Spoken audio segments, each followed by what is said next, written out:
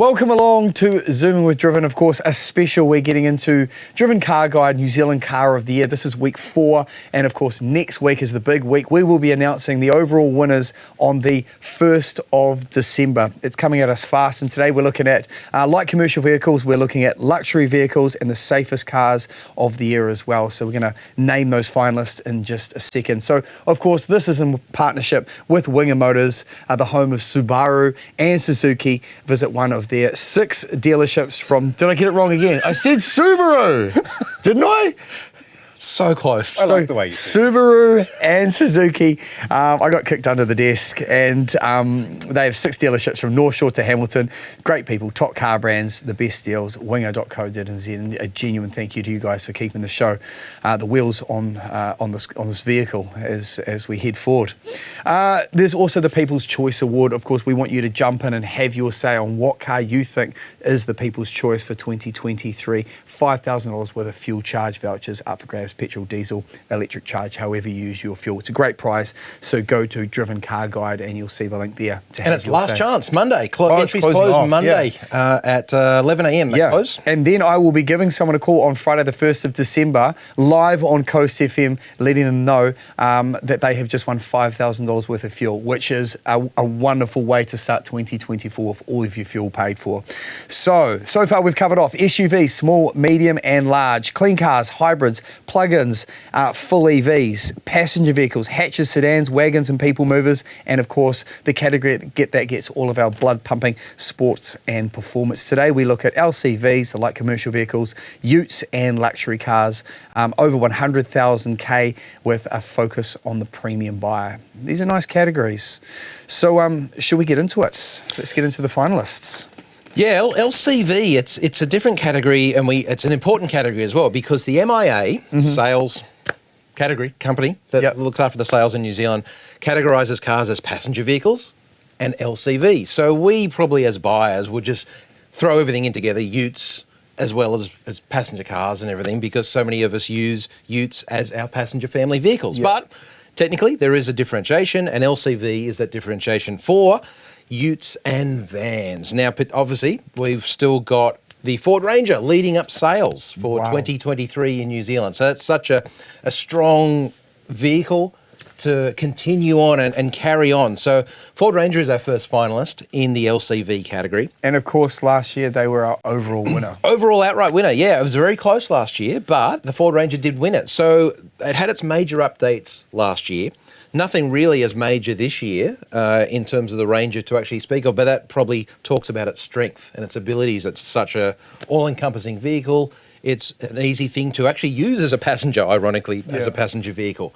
The improvements are great, from the tailgate to the infotainment to the seating to the engines. There's such a variation and range of engines, from the 2-litre twin turbocharged to V6s, petrols, diesels, and of course the Raptor as well, the all singing and dancing Raptor, which is just an awesome package. So it would be remiss of us to not include last year's outright winner into it. And Ford Ranger does it again, so it's back. Will it take out LCV? Will it take out overall again? And that's the way you should buy a car too. Isn't that the rule, that you let it come out for a year first, they iron out a few bits and pieces, and then the next one's actually the one to buy? Do we do that with cars like we do with phones? Geez, sounds a bit old-fashioned, Sam. Okay. What kind of phone have you got? Bet you've got the latest phone. Yeah, I do. Yeah, but that's right. It's a tool of my job, you know? Our next finalist for LCV. Yeah, so that's a nice segue into the Volkswagen Amarok, which, as we all know, is a Ranger underneath. It's got the Ranger powertrains, it's got the Ranger platform. But the thing that we love so much about the Amarok is Volkswagen has taken that Ford base and they've turned it into something quite different. It's very much Volkswagen in character. Nothing that you can see on the outside is shared with Ranger. I know they're a very similar profile, and you know there's not a huge amount you can do with a 2-box ute, I suppose. Yeah. But it's all unique to Volkswagen. The interior is unique to Volkswagen. It's even got Volkswagen-specific seats. Yeah. And they've tweaked the chassis to make it drive a bit more like they think an Amarok should drive. Yeah. So it's a really interesting vehicle. It's quite a different lineup to Ranger. They've still got a workhorse, so you can have it like a working Amarok ute if you want. That's the life. And that would bring it back to a more comparable price point, I guess. Too. Absolutely. Yeah, well, that's not a huge amount more expensive than Ranger. There's a Style, which is sort of like their Wild Track equivalent, I suppose. And there's 2 really special ones. There's the Pan Americana and the Aventura. One's kind of really dressy, kind of off-roady, and the other is a sort of urban-focused road thing. And they look really cool. both dressed to kill, and they just look fantastic. Nice. The trucks. Right, 2 finalists and the third. Peugeot Partner. So this is a van, so it's not all about utes. Yeah. And the Partner is like an urban delivery van, so it's quite a small thing. It is a great van. As a light commercial, it's fantastic. It's really practical. It's super spacious. It's got tons of really practical features. They have a thing called a multi-flex option for the cabin, which includes all sorts of seat folding and load-through features.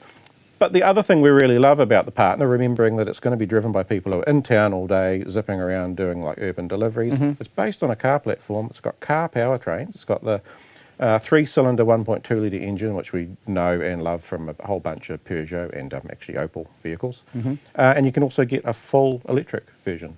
Yeah, so nice. it's just great choice. It's a neat little thing. It's just fun. I mean, I drove one. I've driven both the petrol and the electric, drove them both around town for a week. Absolutely loved it, just using it as my car. It's so funny you say that. My dad, he had to get his Toyota Land Cruiser service recently. They gave him a van. And he's like, I don't know why I don't own a van. No, vans are awesome. Vans are awesome. Is that the only car in our whole competition this year with sliding doors as well? Probably. Yes, we got one in. If that's a priority for At you, least for me. which it seems to be. Yeah, it is. I like a good sliding door. Right, 3 finalists. Congratulations, Ford, Peugeot, and VW. The luxury category. Boy, I didn't get to test any of these cars. Talk me through it, lads.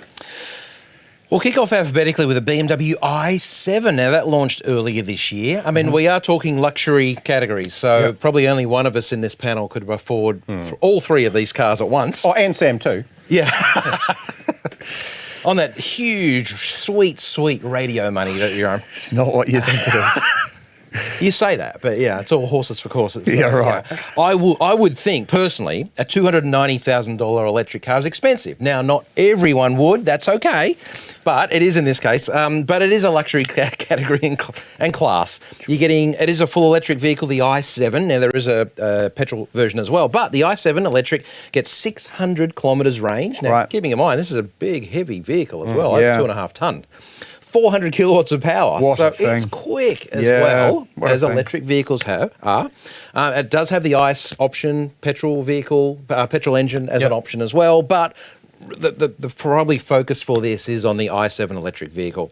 So many really cool features about it as well. Automatic doors. You can just hit something on the key fob or your smartphone and open up all 4 doors. Yeah, right. So it's designed not necessarily to drive, but it's designed to passenger and limousine and get people around. And Do the doors slide? They don't slide, no. I mean, why would you? Black mark. Cross. Yeah, definitely. It's not a Kia Carnival. So, You're making jokes about my radio salary. I'm the guy driving around in a people mover. did you buy that new? Yeah. Okay, good. Yeah. There you go. Wait a year. Stop. It has automatic doors. It has auto parking function. Again, you can crawl it in and out of spaces, which is not alone.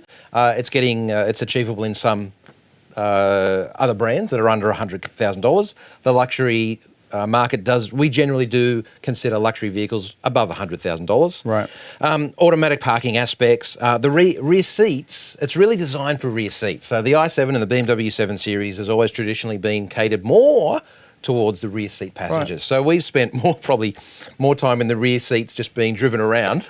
Is that right? I reckon there's a touch of Rolls-Royce, bearing in mind that BMW owns Rolls-Royce. There's a touch of Rolls-Royce in the new 7 Series. Definitely. And they even do it in a 2-tone. It looks a bit like it. Yeah. Is that right? They do it overtly. They're actually not secretive about it. Like there's crystals in the headlights. Wow. And there's very much that 2-tone, as David said. Yeah. Very, very much. Squint your eyes and you'll think you're in a Rolls. And they look gorgeous. I've seen a couple of them on the road recently and they stand up. They look slick. You can't miss them because the grill's like this high. Yeah. Subjective, I guess. That's the car I always saw myself ending up in, you know? I haven't got there yet. Yep. You know? When you're 60 in 3-4 years' time. Yeah. When I've knocked off Mike Hosking. Yes. Right. Yep. So the rear seats, each side has its own little touchpad in the door. So it's almost like a little phone style of touchpad. You can play with the radio, you can open the sun visor, the blind, you can put up privacy shields. Yeah, which is great until you've got your 4-year-old kid in the back seat pushing all the buttons. Yeah, It's a definitely. disaster. You can isolate them. If you've got a 4-year-old kid in the back of your i7, good luck to you. Yeah, that's right. So again, speaking from Children personal could be experience once again. Well done, BMW. But the touchpads are great. It controls everything, and you've got seat massaging as well. The piece de resistance, to use a French term on a German vehicle, is the huge 31-inch super wide television that's in the back seat. It's like, because it's so close, Yeah. it's like going to the cinemas. Cinema. Wow. It's fantastic. You want another kick in the guts? We can't get it in New Zealand. So that's a bit unfortunate. We did see it in Australia where it was launched. The TV we can't get. We don't get the TV as an option just yet. So it might be something in the future once the technology becomes available in terms of to access the channels. Yeah. But at the moment, we don't get that. Huge TV screen's fantastic. That would be nice too, because as hardworking journalists like you guys are, you probably don't have TVs that big in your lounges. No, we don't. In fact, my first TV was a 32-inch and this is a 31-inch. I just watch so, yeah. my phone. I have a television. We're not on radio money, yeah. No, that's right. Stop. So I can actually bring it slightly back down to earth a little bit. Lexus RZ. So this is Lexus's new pure electric luxury SUV. It's kind of, everyone knows the Lexus RX. It's kind of a sister model to that, but it's a completely different vehicle. It's actually on the platform of the Toyota BZ4X, which we all have trouble remembering. So same thing underneath, but Lexus doesn't do things by halves, so this is a completely bespoke vehicle on top, different styling, different interior, everything. Nice. Just really nice. You know, electric power is just perfect for a luxury car, just silent, refined. Yeah. Lexuses are silent and refined anyway. I totally agree with what you said there. You know, those electric motors with their instant torque in a big vehicle, all of a sudden just makes them really light on their feet. It just works, doesn't it? And the RZ's got it only comes in the dual motor version, so it's the grunty fast one. Range, not a super huge battery, same size battery as the Toyota, so it's I think 70 something kilowatt hours. So the range is either just under or just over 400 k's depending on which model you got. But yeah, beautiful vehicle. And Z for zero. That's how you remember the difference between a Lexus RX and an RZ for zero emissions. Yep. Right, makes sense. The third finalist in this category, which is of course our luxury category, is a car that I have driven and loved. Yeah, Maserati Grecale. That's quite hard to say. Isn't it? So this is Maserati's new sort of medium to large, I suppose, SUV. It's the very latest thing. Maserati's sort of undergone a bit of a renaissance, I reckon, in the past few years. You know, stuff like the MC20 supercar. So this is the very latest tech.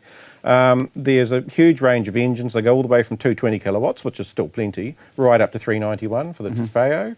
I think you drove the Trofeo, didn't you? I did, You're roaring all around. Oh my God. The school run. Yeah, and it just brings the fun back to your everyday commute. The noise it makes when you've got it in that Corsa mode and you change gears, it makes you think you're roaring around Bathurst. So there's 4-cylinder models as well, and they're mild hybrids. So there's a bit of green tech in there as well. Yeah.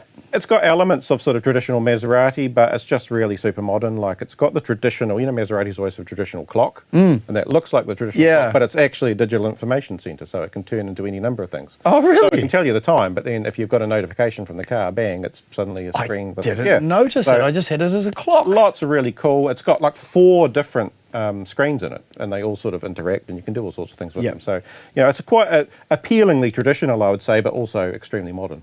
Yeah, I loved that car. It's a gorgeous thing. It's like the clock out of Loki. Is it? If you watched it, yeah. What's Loki? Don't worry. Let's move on. From luxury to the safest cars that we can have on our roads, and of course, a huge priority for anyone now. I think safety is something that people consider far more than they used to. They've always, this is an interesting concept, safest cars, because everybody says it's one of their most important aspects, and it is, definitely is, but I think price will always override. Definitely safest is increasing. I think we're in a little bit of a weird area with safest at the moment, that car manufacturers are pumping a lot of stuff into their vehicles to satisfy safety requirements. Yes. The difference is, with safest cars in the AA Driven New Zealand Car of the Year Awards, is we don't judge it. This is the one category, or the 2 categories, people's choice. This is the one judged category that we actually have no input on. Okay. These cars are finalists. The top 3 vehicles are in there in our top 3 as the top 3 point scorers for the year as well. So we've only just been advised the top 3. We haven't actually seen the scores yet, but we will by next Friday. These cars are basically based on a point scoring system that they score through ANCAP crash testing. Wow. And I think Euro NCAP sometimes as a combination. So, based on points, we'll go through them alphabetically. It is the Lexus NX is the first qualifier in no particular order. Then we have the Lexus RX. So a couple of Lexus, a couple of Lexi. Yeah. Lexuses. Yes. So they're the first 2. So the RX being the petrol or the ICE engine one, because RZ, as we know now, is zero emissions. So Lexus NX and RX And thirdly, in no order, it was the apart from alphabetical, is the Tesla Model Y. Wow. So a recent addition, like a Model 3, a little bit taller, SUV style of body shape. And the Model Y was actually the safest car for 2022. I remember, yeah, and So- that surprised us last year. So the because- question is whether either of the two new Lexis have overtaken it. Yeah. Yeah. Isn't that amazing? It still surprises me when I see Tesla in this category because it's something that we don't ever give them the credit they deserve for.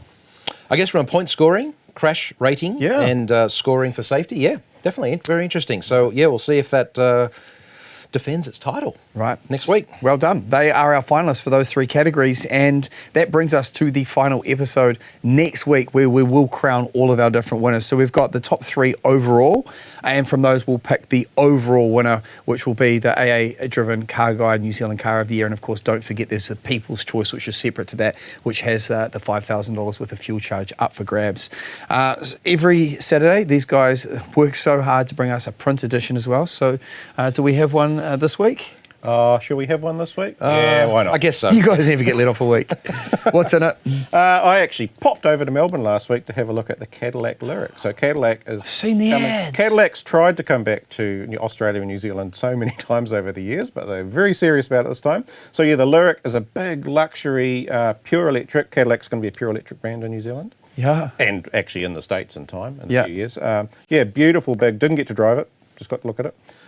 Beautiful big sort of EV SUV. It's got a big battery, like a 100 kilowatt hour battery. It's got all the bells and whistles, and it looks amazing. Yeah. It looks phenomenal. Yeah, I saw the ad and it just the front grille on it looked cool and they're showing it in like a ruby red and I was like, Yeah. that thing looks cool. So, probably because we haven't seen a lot of Cadillac in New Zealand, probably most people when you say Cadillac sort of think of, Elvis and Yeah. pink fins and things, but like this is ultra modern. This is on the new GM, they call it the Ultium platform. It's on the same platform as stuff like the Hummer EV. Yeah, right. And the Cadillac Escalade IQ is a new electric Escalade, which, Cool. who knows, we might see that God, here. we'd love that here. Imagine you in that. Oh, that's the Imagine you. future. That's Yeah, your can't car. We've afford it. also got Kia EV9. We've got this young, Comprehensive bright coverage. spark, up-and-coming writer. Wants to really make a name for himself in the industry. Does a little bit of radio on the side, but makes $1 million or $2 million just doing that on the side as a side gig. However, this guy called Sam Wallace.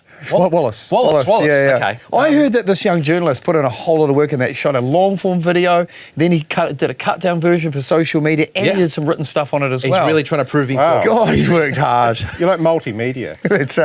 So yeah, have a look at what I say and what I filmed about the EV9. It was a car that I really liked. A few tiny little things that kind of pricked me a little bit, but I tell you what, it's a car that I very much love. Also, before we go, we have to thank our friends at winger.co.nz, who are the stockers of Subaru and Suzuki. Not Subaru. So, am I still saying it wrong? It's not Subaru. What, Subaru. Subaru. It's written Subaru. That's as good as it's going to get.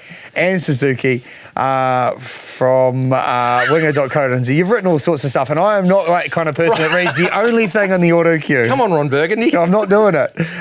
We do appreciate Winger for their support for this segment, and you will find us on Facebook, Instagram, YouTube, and all of the links are at drivencarguide.co.nz, including all the great videos on the Kia EV9. Thank you for watching.